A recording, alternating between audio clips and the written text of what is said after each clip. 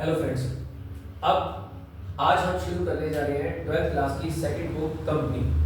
तो आज हम जानेंगे कि कंपनी क्या होती है, कंपनी के बारे में जानेंगे और जो इसके एग्जाम्पल नंबर 1 है, हमने एग्जाम्पल नंबर 1 से ही स्टार्ट किया है ताकि स्टूडेंट को स्टार्टिंग से समझ में आए कि कंपनी क्या होती है, कैसे वर्क करती है।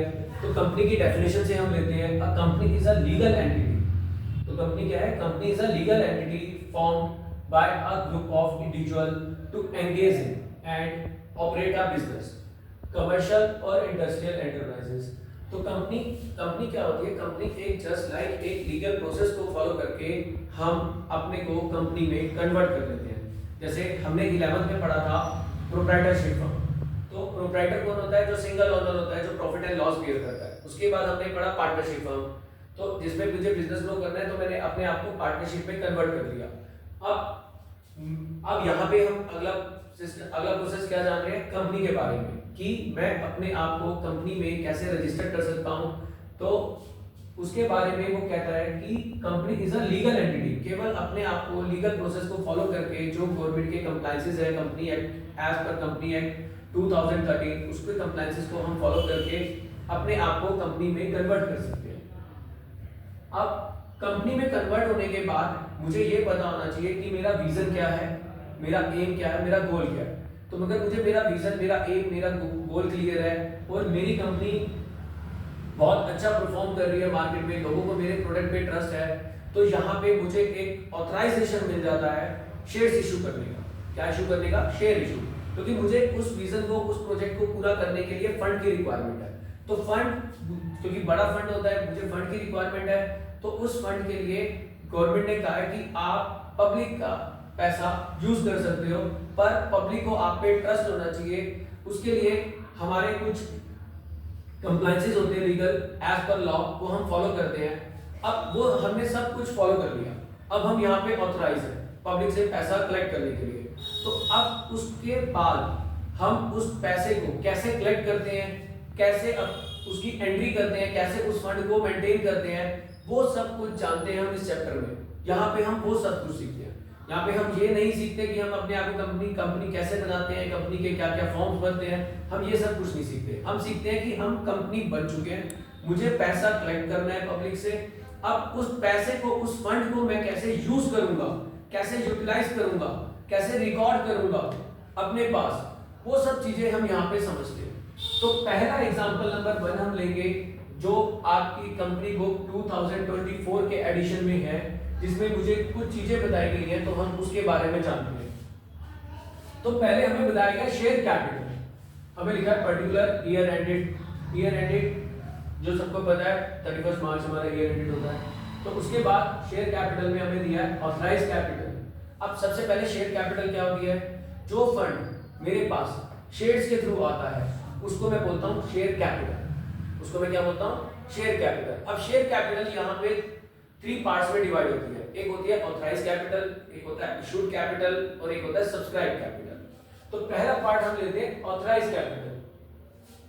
हमें कह रहा है कि 1 lakh equity shares of ₹10 each. मतलब ऑथराइज कैपिटल का मतलब क्या है कि मेरी कंपनी कितना फंड पब्लिक से कलेक्ट कर सकती है, मैं कितने के लिए ऑथराइज हूं, ये मेरी ऑथराइज कैपिटल बताती है कि मुझे गवर्नमेंट ने कितना फंड कलेक्ट करने के लिए ऑथराइज कर रहा है। क्योंकि कई बार क्या होता है, मुझे फंड चाहिए 10 लाख रुपए, पर पब्लिक को ट्रस्ट इतना ज्यादा है, मेरे पास फंड आ जाता है 50 लाख रुपए, 1 करोड़, 5 करोड़। तो ये फंड मेरे पास आ जरूर जाता है, पर मैं ऑथराइज नहीं हूं, तो मैं उस फंड को नहीं रख सकता। ठीक है, मैं सिर्फ उतना ही फंड रख सकता हूं अपने पास जितने के लिए मुझे गवर्नमेंट ने ऑथराइज किया है। तो सबसे पहले इसीलिए ये पॉइंट जरूर पता होना चाहिए कि what is the authorise capital. तो 1 लाख इक्विटी शेयर्स, तो एक मेरा शेयर्स है जिसका नाम है इक्विटी शेयर्स, जिसकी वैल्यू है 10 रुपीस ईच। और कितने शेयर्स के लिए ऑथराइज हूं? 1 लाख, यानी कि मैं 1 लाख शेयर्स इशू कर ऑथराइज हूं, 1 लाख शेयर 10 रुपए के हिसाब से बेचने के लिए, और 10 लाख कलेक्ट कर सकता हूं मैं पब्लिक से। सेकंड मुझे दिया गया है 10,000, जिसका नाम है 9% प्रेफरेंस शेयर ऑफ ₹100 ईच। अब 2 टाइप्स के शेयर्स होते हैं, एक इक्विटी, एक प्रेफरेंस। प्रेफरेंस शेयर जिनको ज्यादा इंपॉर्टेंट दी जाती है, जो बिजनेस स्टडी में आप ऑलरेडी 11th क्लास में ऑलरेडी जान चुके होंगे कि हमारे पास 2 टाइप्स के शेयर्स होते हैं, एक इक्विटी एक प्रेफरेंस। तो यहाँ पे मैं दोनों शेयर्स के लिए ऑथराइज हूँ। इस क्वेश्चन में 10,000 9% प्रेफरेंस शेयर, ये नाम है इस प्रेफरेंस शेयर का कि मुझे कितनी प्रेफरेंस देनी है, इसलिए मैं उसका नाम ही ऐड कर देता हूँ 9% प्रेफरेंस शेयर। इसलिए कंफ्यूज नहीं होना कि ये 9% क्या है, ठीक है। तो 9% प्रेफरेंस शेयर 100 रुपीज ईच, एक शेयर की वैल्यू है 100, तो यानी कि 10,000 इंटू 100 करेंगे तो आ गया हमारा 10 लाख रुपीज, यानी कि मैं 20 लाख रुपीज कलेक्ट कर सकता हूं पब्लिक से। ये था मतलब ऑथराइज कैपिटल का। आई होप ये आपको क्लियर हो गया। सेकंड पॉइंट मुझे दिया गया है इशूड कैपिटल। इशूड कैपिटल क्या होती है कि मैं ऑथराइज हूं 20 लाख कलेक्ट करने के लिए, लेकिन मुझे रिसेंटली फंड की रिक्वायरमेंट है 10 लाख की, 15 लाख की, तो मैं उतने ही शेयर्स इशू करूंगा पब्लिक को जितने मुझे फंड की रिक्वायरमेंट है, क्योंकि एक्स्ट्रा फंड अगर मेरे पास आ जाएगा तो मुझे मैनेज भी करना होगा, तो इसलिए मैं उतने ही फंड की रिक्वायरमेंट इशू करता हूं जितने की मुझे रिक्वायरमेंट होती है एज पर माय रिक्वायरमेंट, ठीक है।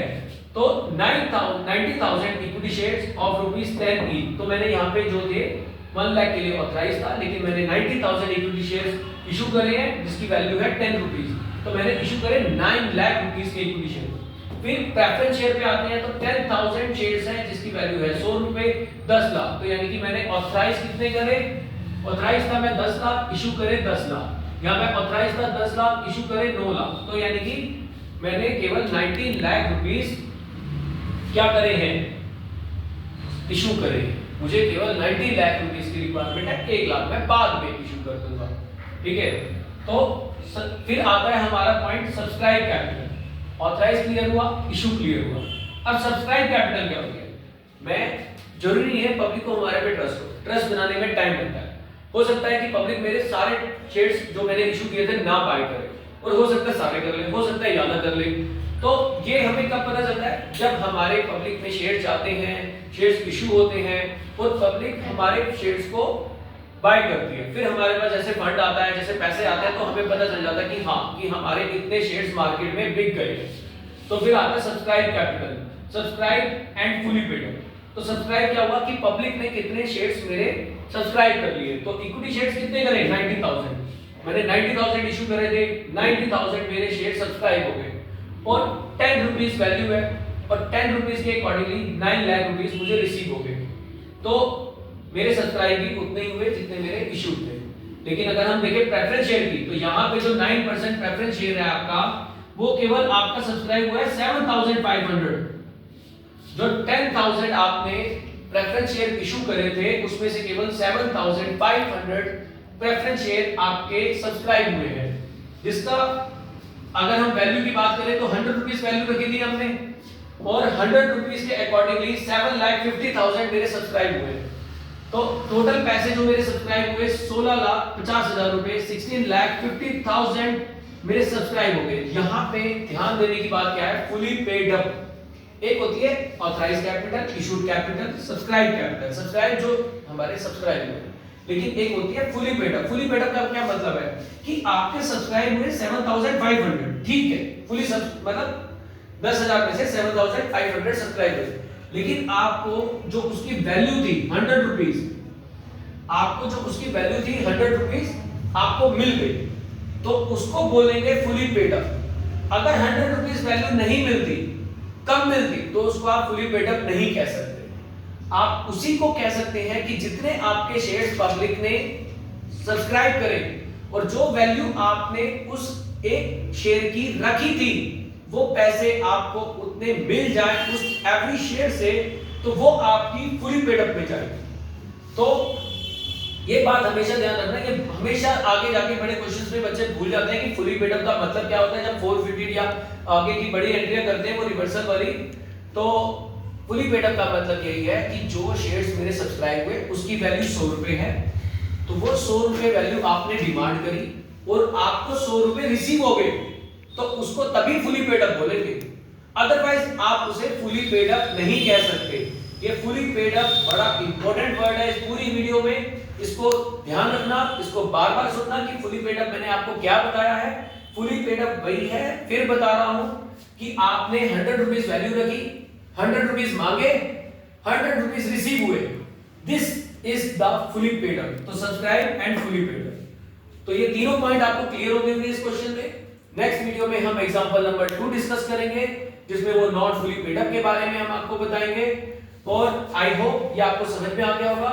आप हमारी वीडियो से जुड़े रहना, आपको पूरी कंपनी के जितने भी एग्जांपल्स हैं, जितने भी इलस्ट्रेशंस हैं, हम कोशिश करेंगे कि हर एक एग्जांपल एक्सप्लेन करें और आपको घर बैठे ही समझ में आए कि क्या क्वेश्चन में हमें बताया जा रहा है। Thank you so much.